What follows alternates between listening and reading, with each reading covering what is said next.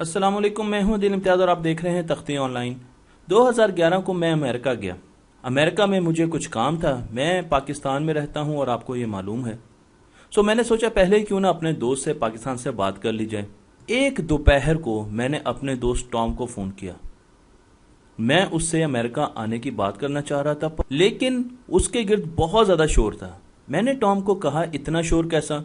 तो उसने कहा, यहाँ पर तो रात की पार्टी हो रही है। मैंने कहा, रात कैसे होगी, मैं तो दिन में बात कर रहा हूं। टॉम ने कहा, नहीं, अमेरिका में तो इस वक्त रात है। मैं बड़ा हैरान हुआ कि अमेरिका में रात कैसे हो सकती है जब पाकिस्तान में दिन है। इसका मतलब यह है कि हर जगह पर दुनिया में मुख्तलिफ टाइम होता है। अगर आप नक्शे में देखें तो पाकिस्तान यहां पर है और यहां पर दिन था, और अमेरिका यहां पर है और यहां पर न्यूयॉर्क में रात थी।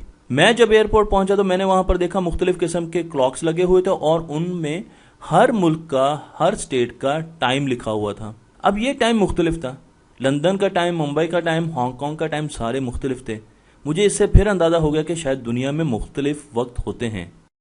अगर हम जमीन को देखें तो जमीन सूरज के गिर्द घूमती है, और हमें यह तो पता है कि दुनिया में एक वक्त कुछ ममालिक दिन में होते हैं और उसी वक्त कुछ ममालिक में रात होती है। इस चीज को हम यहां पर इस तरीके से भी दिखा सकते हैं कि अगर पाकिस्तान में दिन होता है तो अमेरिका में रात होती है, और अगर पाकिस्तान में रात होती है तो अमेरिका में दिन होता है, क्योंकि आधी जमीन में दिन होता है और आधी जमीन में रात होती है। लेकिन जब मैंने सऊदी अरब फोन किया तो मुझे पता चला वहां और पाकिस्तान के टाइम में भी 3 घंटे का फर्क था। अब ये 3 घंटे का फर्क कहां से आ गया, मैं ये सोचने लग गया। फिर मैंने बाकी दुनिया का पूरा नक्शा देखा और मुझे पता चला कि हर मुल्क का तकरीबन दूसरे मुल्क से कुछ ना कुछ टाइम में फर्क मौजूद है, और दुनिया में एक टाइम हर जगह पर मौजूद नहीं है। ये मेरे लिए नई बात थी। मैंने सोचा कि इसका मतलब तो ये है कि जब रात आहिस्ता आहिस्ता गुजरती है, अब आप यहां पर देखें तो इस वक्त हमारे पास रात हुई हुई है। सूरज निकलेगा तो अब सबसे पहले सूरज ऑस्ट्रेलिया में नजर आएगा, न्यूजीलैंड ऑस्ट्रेलिया में नजर आएगा। इसी तरीके से फिर आहिस्ता आहिस्ता सूरज मलेशिया की तरफ आएगा, चाइना में सुबह होगी, फिर इंडिया में सुबह होगी, पाकिस्तान में सुबह होगी। इस वक्त सऊदी अरब में सुबह नहीं हुई। पाकिस्तान में सुबह हो चुकी है पर सऊदी अरब में सुबह नहीं हुई। इसका मतलब यह है कि हम सूरज को पहले देख लेते हैं और सऊदी अरब में सूरज बाद में देखा जाता है, और इसी तरीके से सुबह मुख्तलिफ होती है हर मुल्क की।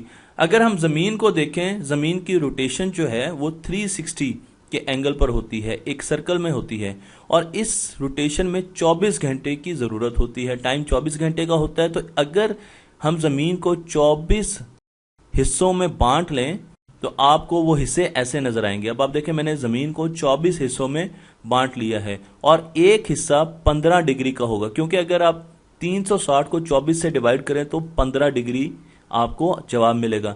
तो 24 घंटों में जमीन जो घूमती है, हर घंटे में हम एक हिस्सा लेते हैं। ये एक टाइम जोन है, ये एक और टाइम जोन है, ये एक और टाइम जोन है। इस तरीके से हमने 24 टाइम जोन बना दी, जो कि 15 डिग्री जब जमीन घूमती है तो नई टाइम जोन उस जगह आ जाती है जहां पर पहले पुरानी टाइम जोन थी।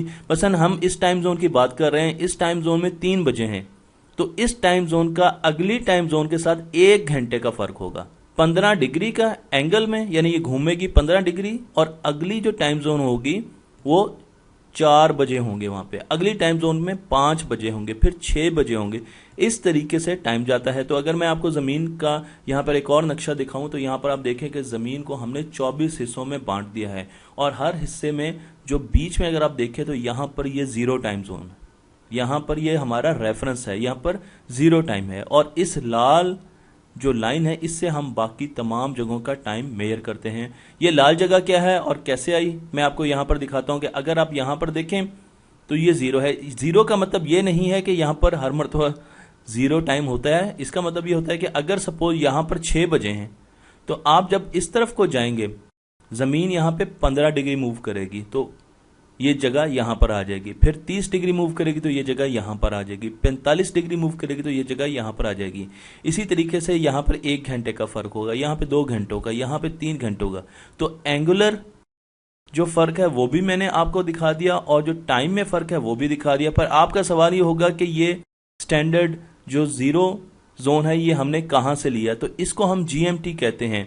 ये ग्रीनविच एक जगह है इंग्लैंड में, तो इसलिए हम इसको प्राइम मेरिडियन लाइन कहते हैं और इसको हम जीएमटी भी कहते हैं, ग्रीनविच मीन टाइम भी कहते हैं। ग्रीनविच मैं आपको दिखाता हूँ, एक कस्बा है, एक टाउन है इंग्लैंड में और वहां पर मौजूद है एक रॉयल ऑब्जर्वेटरी और उसमें ग्रीनविच मीन टाइम के एक क्लॉक लगा हुआ है, क्योंकि दुनिया में पहले हर जगह का मुख्तलिफ क्लॉक होते थे।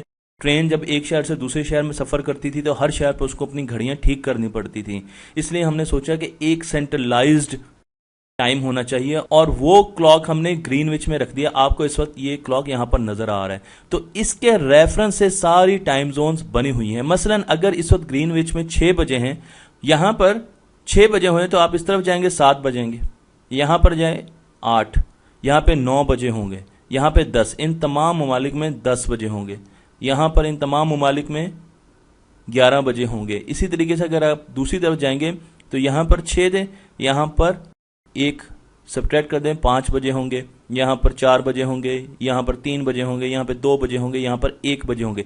इस तरीके से टाइम वेरी करता है और टाइम का जो सेंट्रल पॉइंट है इसे हम जीएमटी ग्रीनविच में जो क्लॉक लगा होता है उससे बात ले रहे होते हैं।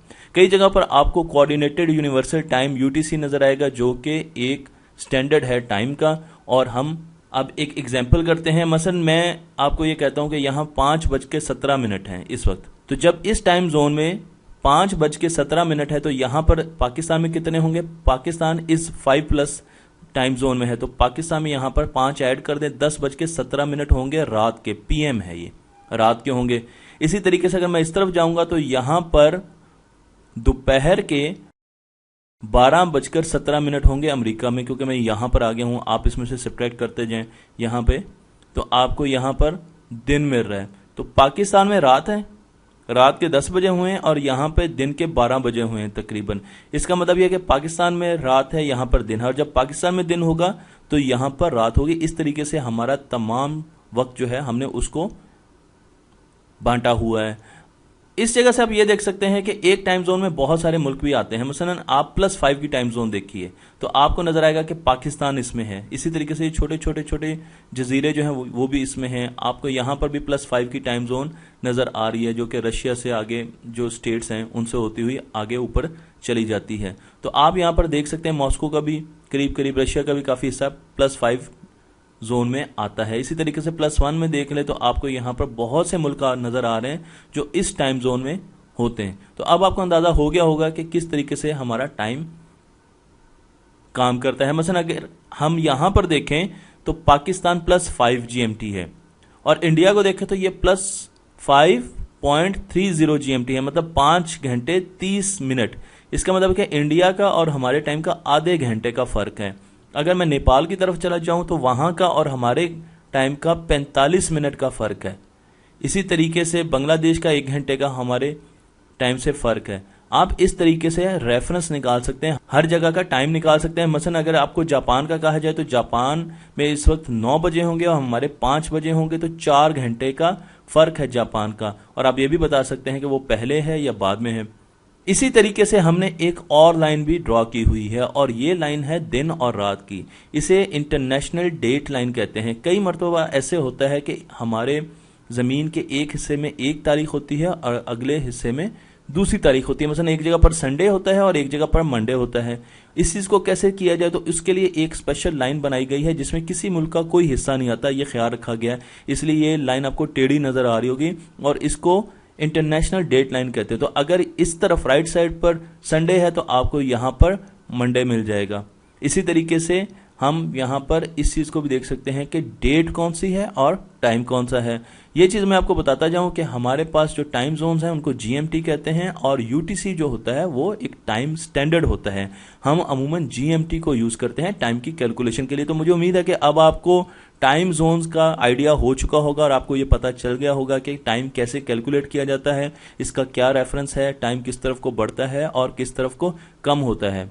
अगर आपको मेरी ये वीडियो पसंद आई तो मेरे चैनल को शेयर कीजिए, लाइक कीजिए और दूसरों तक तो ज़रूर इसको पहुंचाइए।